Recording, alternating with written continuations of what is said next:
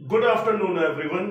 आप सबका बहुत बहुत स्वागत है एक बार फिर से आनंद सर बायोलॉजी क्लासेस में। आप लोगों से हम लोगों ने जो रिक्वेस्ट की थी, आपने उस रिक्वेस्ट को माना। थोड़े सब्सक्राइबर बढ़े हैं पर इतने नहीं बढ़े जितने बढ़ने चाहिए।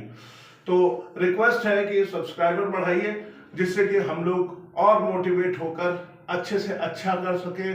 लाइक्स बढ़ाइए, शेयर्स बढ़ाइए। आज जो टॉपिक हम लेके चले हैं ये बड़ा कॉम्प्लेक्स टॉपिक माना जाता है और ऐसा माना जाता है कि अल्ट्रा स्ट्रक्चर ऑफ हार्ट लेके आज हम लोग आपके सामने आए हैं।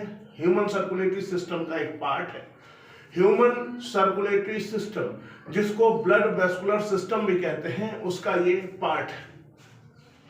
उसमें आज हम लोग अल्ट्रा स्ट्रक्चर ऑफ हार्ट लेके चलेंगे, यानी एक तरीके से हम आपका ह्यूमन सर्कुलेटरी सिस्टम कंप्लीट करवाने की कोशिश करेंगे कि ह्यूमन सर्कुलेटरी सिस्टम क्या है और इसके जो है क्या क्या जो है एक तरीके से एक्सप्लेन किस तरीके से कर सकते हैं। और ये बहुत ही ज्यादा इंपॉर्टेंट है नीट के पॉइंट ऑफ व्यू से भी और 11th-12th एकेडमिक बेसिस पर भी। 11th में तो पूरा टॉपिक है ह्यूमन सर्कुलेटरी सिस्टम। जो ह्यूमन सर्कुलेटरी सिस्टम है इसको हम ब्लड वेस्कुलर सिस्टम भी कहते हैं। पहला पॉइंट क्लियर कीजिए, ह्यूमन सर्कुलेटरी सिस्टम का जो दूसरा नाम है वो ब्लड वेस्कुलर सिस्टम भी। इसमें जो ब्लड वेस्कुलर सिस्टम है इसमें हार्ट आता है, ब्लड वेसल्स आती हैं और ब्लड, यानी तीन चीजें आती है, हार्ट, ब्लड वेसल्स और ब्लड। इन तीन चीजों से मिलकर बना है ह्यूमन सर्कुलेटरी सिस्टम। हार्ट जो है एम्ब्रियोनिक या एम्ब्रियो की जो लेयर्स होती हैं तो एम्ब्रियोनिक मीजोडर्म से बना है। यहां पर इस पॉइंट को मैं क्लियर कर दूं कि जो मैमल्स होते हैं उनमें 3 जर्म लेयर पाई जाती हैं, एक्टोडर्म, एंडोडर्म और मीजोडर्म। इसी कारण इन्हें ट्रिप्लोब्लास्टिक कहते हैं। और वो एनिमल जिनमें 2 जर्म लेयर पाई जाती है दोस्तों उनको डिप्लोब्लास्टिक कहते हैं। तो क्लियर हो गया, जर्म लेयर एम्ब्रियो में ये बनती है और सारे ऑर्गन्स आपकी बॉडी के इन जर्म लेयर से बनते हैं या इन जर्म लेयर से इनको ये एक तरीके से जर्म लेयर से ये प्रोड्यूस होते हैं। तो हार्ट का जो ओरिजिन है ध्यान रखिएगा वो मीजोडर्मिक ओरिजिन है। ये मीजोडर्म से ड्राइव हुआ है। जो थोरेसिक कैविटी जो होती है, थोरेसिक कैविटी में दोनों लंग्स के बीच में पाया जाता है। जो हार्ट है थोरेसिक कैविटी में दोनों लंग्स के बीच में पाया जाता है। तो इसकी पोजीशन हमने क्लियर कर दी कि ये जो पाया जाता है वो थोरेसिक कैविटी में दोनों लंग्स के बीच में पाया जाता है। हार्ट थोड़ा सा लेफ्ट की तरफ टिल्टेड होता है, यानी थोड़ा सा लेफ्ट की तरफ ये एक तरीके से झुका हुआ होता है, टिल्टेड होता है। और इसका साइज आपकी क्लेंज्ड फिस्ट यानी बंद मुट्ठी के बराबर होता है। तो आप अपनी मुट्ठी बंद कर लीजिए, आपको यह अंदाजा हो जाएगा कि आपका हार्ट जो है उसका साइज कितना है। हार्ट की प्रोटेक्शन के लिए हार्ट के चारों ओर हार्ट के चारों ओर एक डबल मेम्ब्रेनस सैक होता है या डबल मेम्ब्रेनस बैग होता है जिसे पेरिकार्डियम कहते हैं। यानी हार्ट के चारों ओर एक डबल मेम्ब्रेनस बैग होता है जिसे हम लोग पेरिकार्डियम कहते हैं। पेरी मतलब चारों तरफ और कार्डियम मतलब हार्ट। और दोनों वॉल्स यानी इन पेरिकार्डियल जो पेरिकार्डियम है इसकी दोनों वॉल्स के बीच में फ्लूइड भरा होता है और इस फ्लूइड को पेरिकार्डियल फ्लूइड कहते हैं। पेरिकार्डियल फ्लूइड कहते हैं। तो पेरिकार्डियल फ्लूइड बचाने का काम करेगा बाहरी आघातों से और उसको एक तरीके से शॉक एब्जॉर्बर की तरह काम करेगा। हमारे हार्ट में 4 चैम्बर होते हैं। अब डायग्राम से चलते हैं। 4 चैम्बर होते हैं, 2 ऑरिकल 2 वेंट्रिकल। मैमल्स 4 चैम्बर्ड होते हैं, 2 इसमें ऑरिकल होते हैं और 2 जो है वेंट्रिकल होते हैं। ऊपर वाले चैम्बर को एट्रिया कहते हैं और नीचे वाले जो चैम्बर होते हैं उनको वेंट्रिकल कहते हैं या नीचे वाले चैम्बर जो है वेंट्रिकल कहलाते हैं। तो ऊपर वाले चैम्बर को ऑरिकल कह दिया और नीचे वाले चैम्बर्स को हमने वेंट्रिकल कह दिया। अब अब यहां पर पॉइंट लेके चलिएगा, राइट और लेफ्ट, राइट और लेफ्ट एट्रियम को अलग करने वाले थिन मस्कुलर वॉल को इंटर एट्रियल सेप्टम कहते हैं। राइट और लेफ्ट एट्रियम को अलग करने वाले थिन मस्कुलर फ्लैप को या थिन मस्कुलर वॉल को हम लोग क्या कहते हैं? Inter atrial septum. Next point है लेफ्ट और राइट वेंट्रिकल।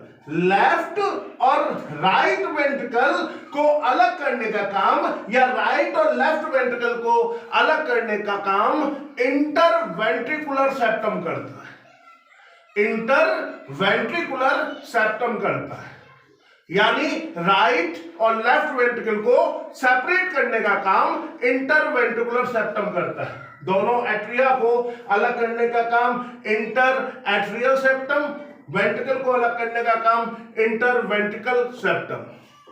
एक ही ओर के, एक ही साइड के एट्रियम और वेंट्रिकल को अलग करने के लिए थिक फाइब्रस टिश्यू होता है।